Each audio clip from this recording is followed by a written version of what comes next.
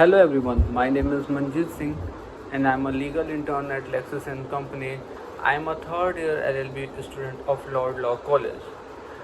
Today I'll be discussing about the case analysis of Suresh Kumar versus State of Himachal Pradesh. This case was famous for, or it was known for the no means no. It ends there and the man has to stop. Now see the what does it basically means. No means no.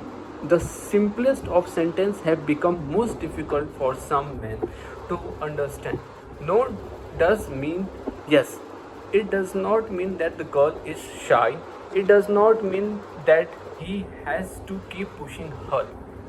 The word no doesn't need any further explanation or justification. It ends and the man has to stop, ruled a single judge bench of the Himachal Pradesh High Court on the 5/5/2021, while denying the bail application filed by a man who is accused of raping a 17-year-old minor. Now let us quickly move to the brief facts of the case. The incident took place on the 17/12/2020 when the victim was waiting for the bus at the bus stop around noon. Accused, who was her friend, reached the said place in his pickup jeep and offered that he would drop her at home. The victim boarded the vehicle, but the accused allegedly took a detour on the way. On inquiry by the victim, he said that he would take a U-turn ahead and will drop her home. However, he did not do so. He took the jeep a scheduled place and started inappropriately touching the victim. The victim said no to him, but instead the accused told her that if she would cry, then he would force himself upon her. Then he asked her if she would marry him, or to which the girl said no. After that, the accused undressed the victim and sexual intercourse with her. On reaching home, she informed her mother about the incident. Based on this allegation, the FIR was registered against the accused, who was her friend.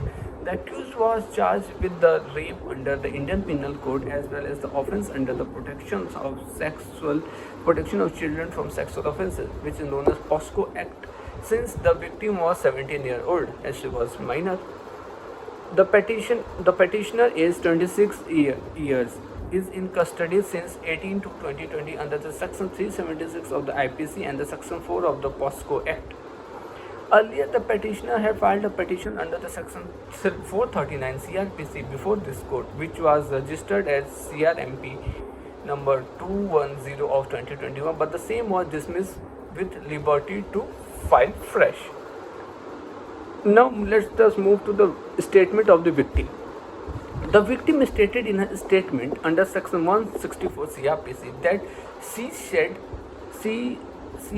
she had said no for sex to the accused, but the accused told her not to cry, otherwise he would force himself upon her. So in such circumstances of threat and coercion in a scheduled area, the victim was forced to cooperate with the accused. Contentions were: the petitioner counsel had asserted that the victim herself stated in her statement that she was a friend of the accused, and her taking lift in her vehicle further proved that the friendship was cordial. Therefore, if any sexual intercourse had taken place with the active consent of the victim and without any force on her by the accused, then there were two questions raised. First one was, what promoted the girl to inform about the incident to her mother, and the second one was, had she consented to the coitus? And the reasonings were: the court noted that the alleged event took place during the day-night hour, so it was it is not the case that she reached home late in the night or not. Parent questions her, stated searching looking for her, inquiry or being seen with the accused.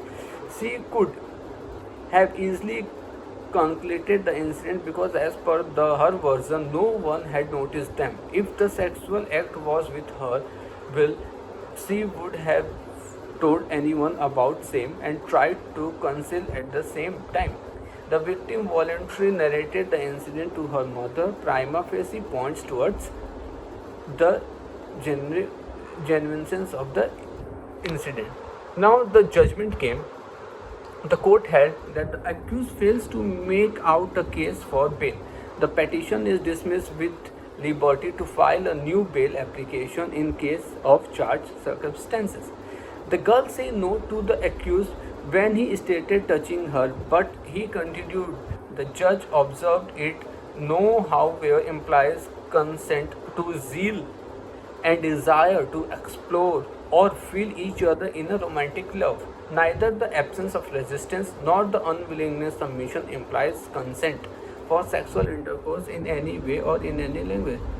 The court in its judgment further observed that in the absence of proper curriculum for sex education, the children raised such society in failing against time and again. Thank you. Please like, subscribe and comment on my videos even on my channel. Do comment your questions on the comment box if you have any question with regards to this video. Lastly, this video does not solicit any type of promotion or advertisement as per the guidelines of the Bar Council of India. The sole purpose of the video is for educational purpose only. Thank you.